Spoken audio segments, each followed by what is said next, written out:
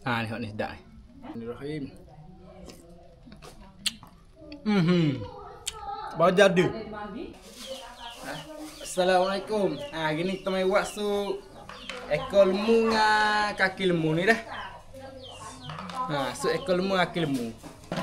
Mula kita buh kaki lembu masuk dulu. Ni kaki lembu kita bakar we kuku bersiap dah dah. Kita buh masuk dulu, kita buh je ni. Dah. Buh dulu.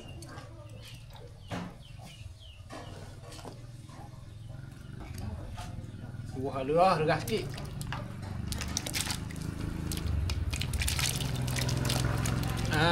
Tu. Kali kita nampak sikit tambah air masuk sikit dah. Sebab ni kita nak kena kebuh lama juga Yo lama juga nak masak ni. Wadah dah tahu ni. Lepas tu kita tudung dulu. Kita bakar dapur hari dah. Yo sebab kalau dapur gas parok sikit dah. Kita bakar dapur hari. Kalau biar nak pakai dapur gas boleh agak biar pakai dapur gas. Kalau ni apa harga mahal dah ni. Ada. Apa suruh kita tambah lagi pula dah.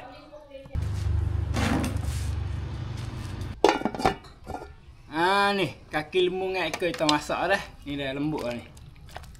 Lepas tu cebok naik dulu dah sebab kita ni nak fela kaki dulu dah. Potong dia helih-helih dah. Ekor kaki pun cebok naik semua dulu dah.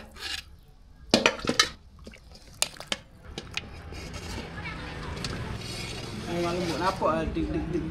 Oh ni sedap ni. Ada dah. Ni. Tangan ni ada dah. Lepas tu kita pergi fly dulu dah. Ni.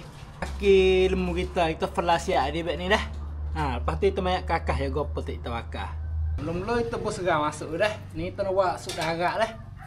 Buh segar masuk. Lepas tu kuah. Buah masuk. Tu masak. Buah masuk. Lepas tu bawang putih. Lepas putih halio dah, halio. Buah masuk. Pada ni ya bagi gopas kakah je dah. Lepas tu kita tunggu kakah segar gopo kita buh ni habis masak dulu dah. Kaki lembu kita fela saat ni tak payah buh lagi sebab ia pahu dah Kita tunggu segar ni masak dulu, segar dengan kuah apa dah. Kita nak wirgah masak kita tudung dulu dah. Habis lama sikit dah sebab kita bakar dapur hari dah. Dapur gas tak super, gas tak apa kita boleh kuat dah. Dapur hari kita boleh kadar tamu hari abad ni ya. Ni kadar ni boleh dah, ada dah penuh dah. Ni gelegak dah. Lepas kuah sup kita gelegak lah kita buat garam dah. Garam ni kita pakai air rebus sudu. Ni ada dah. Banyak air. Lepas tu batching dah, batching suka hati lah batching nak buh dah.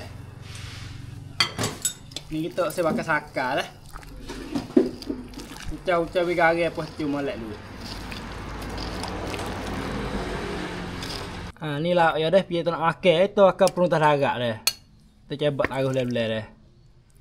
Abek ni sedap sikit, abek ni sedap lemak-lemak nampak tu. Oh ni jadi ni. Ni. Agak pacul lah Kita ambil kuah kita buat ni tanggup boleh ni. Bila makuk kita edek ni dah. Masuk.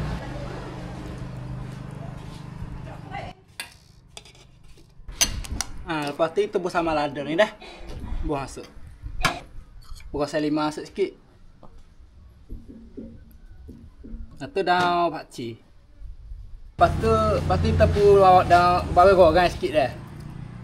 Gau-gau yang rata dah. Serecak tengok dah. Bismillahirrahmanirrahim. Dia yang tengok mulut je ni. Amal lada sikit masuk buat jadi.